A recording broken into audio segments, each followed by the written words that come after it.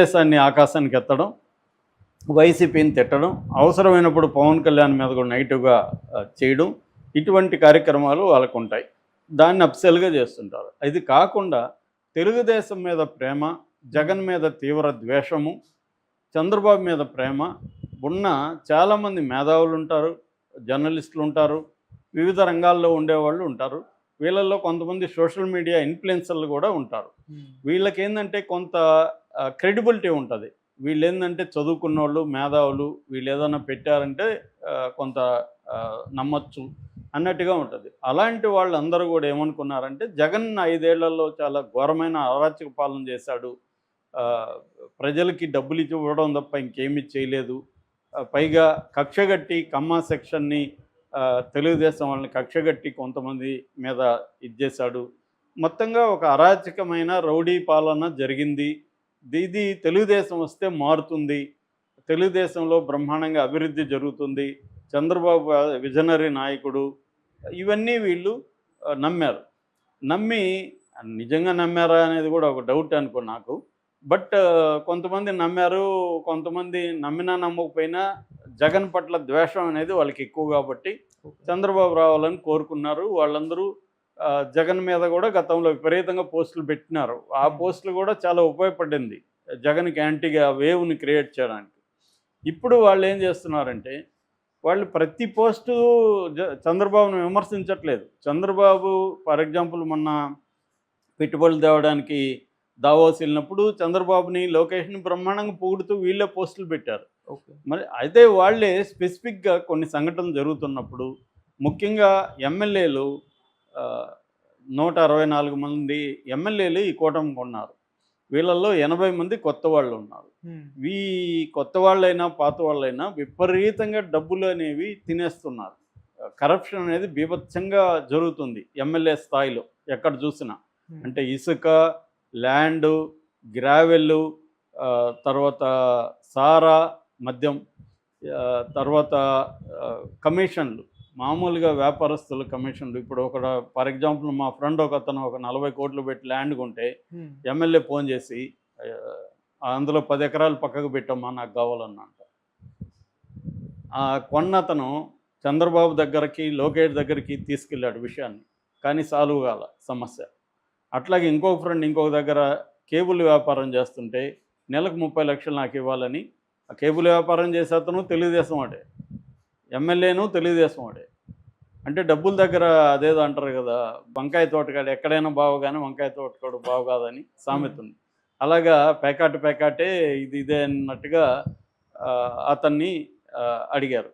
అతను చివరికి అతను కూడా సీఎం దాకా వెళ్ళాడు, లోకేష్ దాకా వెళ్ళాడు, పని కాల. ఫైనల్గా ఏమైంది, ఇక్కడ హరీష్ రావు ద్వారా ఆ ఎమ్మెల్యేని బెదిరించగలిగాడు. ఎందుకంటే ఆ ఎమ్మెల్యేకి ఆస్తులు ఇక్కడ ఉన్నాయి. అప్పుడు వాడు తగ్గాడు. అంటే ఈ స్థాయిలో అతను చెప్తున్నది ఏమంటే, మా ఎమ్మెల్యే ఎలాగ ఉన్నాడంటే సార్, మటన్ కొట్టోడు దగ్గర కూడా మంత్లీ వచ్చేయాలి, మటన్ కొట్టు నుంచి కూడా మంత్లీ కమిషన్ వచ్చేస్తుంది, అట్లా ఉన్నాడు సార్ అని చెప్తున్నాడు. సో ఇది పరిస్థితి. ఆ ఎమ్మెల్యేని అడిగామనుకో, ఎందుకని నువ్వు ఇలా చేస్తున్నావు అంటే, సార్ నేను ఒక 10 ఏళ్ళుగా రాజకీయాల్లో ఉన్నాను, 10 ఏళ్ళుగా నేను డబ్బులు ఖర్చు పెడతాను ఉన్నాను, మొన్న కూడా లోకేష్కి 30 కోట్లు పంపించాను, ఇంకొక 100 కోట్లు నేను ఇక్కడ ఖర్చు పెట్టుకున్నాను.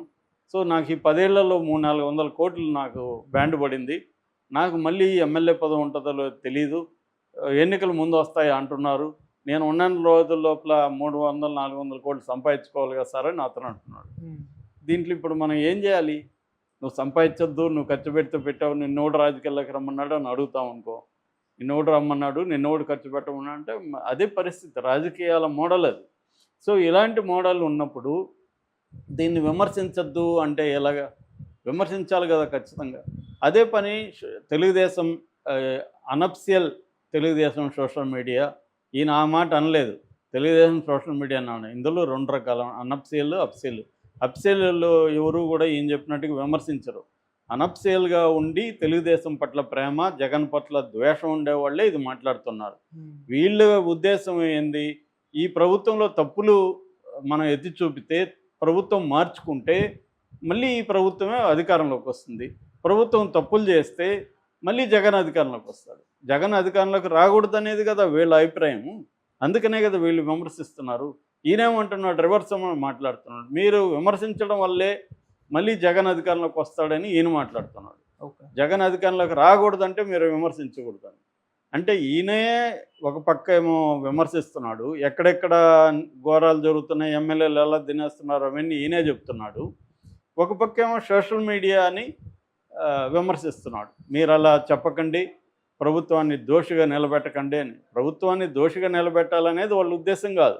ప్రభుత్వంలో జరిగే ఈ అరాచకాలు కావచ్చు, అవినీతి కావచ్చు, అక్రమాలు కావచ్చు, వీటిని బయటికి తీయడం ద్వారా వాళ్ళు తీసేది కూడా ఇవే తీస్తున్నారు. వైసీపీ వాళ్ళ మీద దాడులు కానీ వాటినేమి వీళ్ళు ఖండించట్లేదు. ఈ తెలుగుదేశం మేధావులు కూడా వైసీపీ వాళ్ళ దాడులు, వైసీపీ వాళ్ళ మీద దాడులు కావచ్చు, అక్రమ కేసులు పెట్టి, ఇప్పుడు పోసాని మీద అక్రమ కేసులు పెట్టారు, ఎవరైనా ఖండించారా? కానీ పోసాని మీద ఇప్పుడు ఎందుకు పోసాని అరెస్ట్ చేశారంటే ఈ జీవీ రెడ్డి విషయంలో డైవర్షన్ చేయడానికే చంద్రబాబు అరెస్ట్ చేశాడని తెలుగుదేశం మీడియా వాళ్ళు పెట్టారు పోస్ట్. అది వాస్తవం కూడా కదా. జీవీ రెడ్డి ఇష్యూ ఒక పక్క బర్నింగ్గా ఉంటే సడన్గా దాన్ని డైవర్ట్ చేయడం కోసమే పోసాన్ని అరెస్ట్ చేశారు అన్న విషయాన్ని తెలుగుదేశం మీడియా చెప్పింది. ఇది కాంటెక్స్ట్ అనమాట. ఈయన రాయడానికి ఇమీడియట్ కాంటెక్స్ట్ వచ్చి పోసాని ఇష్యూని కూడా సపోర్ట్ చేయాలి కదా మీరు. పోసాని భయంకరంగా తిట్టాడు కదా గతంలో లోకేష్ని, చంద్రబాబుని, పవన్ కళ్యాణ్ని. అలాంటి అరెస్ట్ చేసినప్పుడు మీరెందుకు దాన్ని సమర్థించట్లేదు అని ఈయన ఆక్రోశం.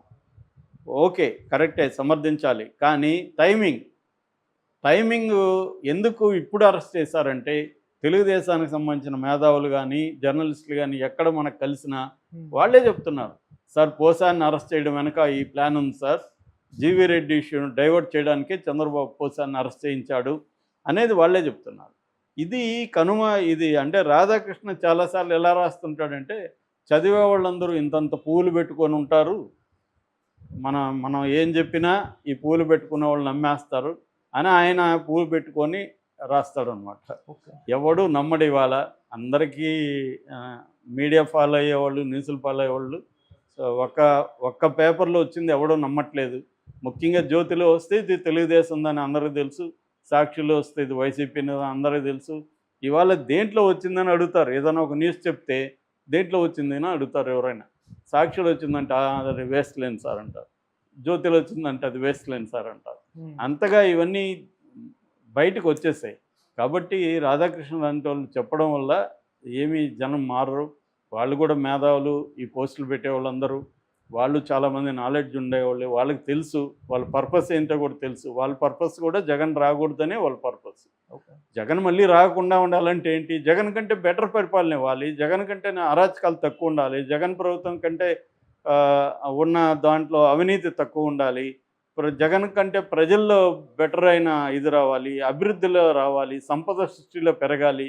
ఇవి కదా జగన్ని మళ్ళీ రాకూడదంటే చేయాల్సింది.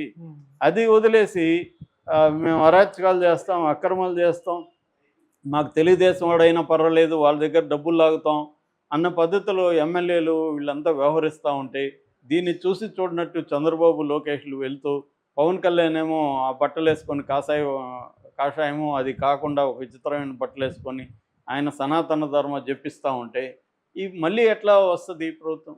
ఈయన పైగా ప్రజాబాహుల్యంలోకి తీసుకెళ్లాలా, జగన్ రాకూడదని అంటున్నాడు. ప్రజాబాహుల్యం అంటే ఏంటి? వీళ్ళకి వేసింది 60% మూడు పార్టీలకి, 40% వాళ్ళు ప్రజాబాహుల్యం కాదా? 40% ఆల్రెడీ జగన్కి వేశారు. సో ఈ 60%లో కూడా జగన్ కంటే బెటర్గా ఇస్తారు